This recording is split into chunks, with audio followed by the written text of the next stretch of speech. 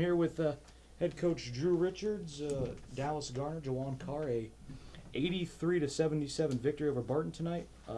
Coach, your opening thoughts from tonight's hard-fought win? Yeah, I mean, I'm equally parts happy that we won. Proud of the guys down the stretch that fought. I thought those guys out there at the end really battled. I was really proud of these two guys kind of taking the team on their back. I heard a lot more communication and joy and things that we're just lacking right now consistently. But, once again, happy with the victory, but we still got a long ways to go to kind of get back to consistently doing the things that bring us success. Late game execution after, I think y'all were down 6 at the under 4 and then won by 6, so outscored them by 12 in that last segment. Obviously that was huge. Yeah, it helps to have good players. I mean, they were mixing up defenses so much. A lot of times it was just calling some actions to create space and gaps for them to get downhill, guys like Juan and guys like Dallas. We typically against zones, our best playmakers are our forwards, catching the ball in 15 feet, and they're accustomed to that. And we got a couple guys that were very not great with the ball in their hands that typically are. And as a team, we've got to get better. I mean, we had one of the best assist turnovers that I've seen in a while up into the last 2 games, and all of a sudden now we're averaging 22 turnovers a game. And for the life of me, I think it has nothing to do with physical. I think it's all mental and spacing out mentally that we have a lot of. So they were mixing up defenses. They had a couple guys. They had a couple guys that make less than 1 3 per game, light it up. They shot the ball really well from 3 they're a stud that usually makes all their threes. I don't think he made 1. No, he didn't make 1, but everybody else did, which is the opposite of what we thought going into the game. So anyway, but the other thing I was proud of these guys, both these guys getting and attacking and attacking on balance, getting fouled and getting to the free throw line was really important down the stretch of the game. Dallas hitting that 3, that I think it sent the lead out to 4 or 5 there with a minute and a half left maybe. And that was your 30th point as well. So take me through kind of that play and where it was in the course of the game. Honestly, it was just me taking a good shot, staying into it, being aggressive. I just feel like the second half I was a lot more aggressive, being in transition and that catch and shoot 3. So my mindset was just, I'm open, take the shot. Might be the best shot we got. Hope I follow through. Hope I make it. Yep. And scoring 32 points, that's a career high for you. And what went well for you offensively to be able to have that big of a night? That's like we talked about it in practice a lot.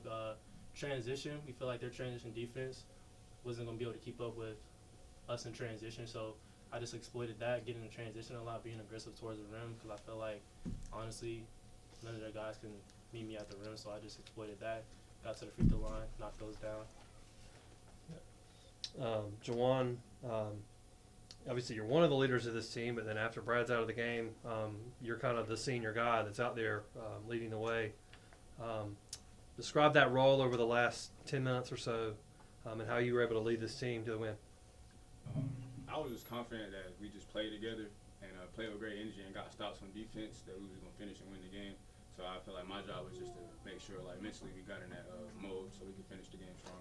Yeah. I think it was a 9-minute stretch that they scored about 29 points in their middle of the second half. So how'd you guys kind of weather that storm and lock down to get the stops you needed there at the end of the game?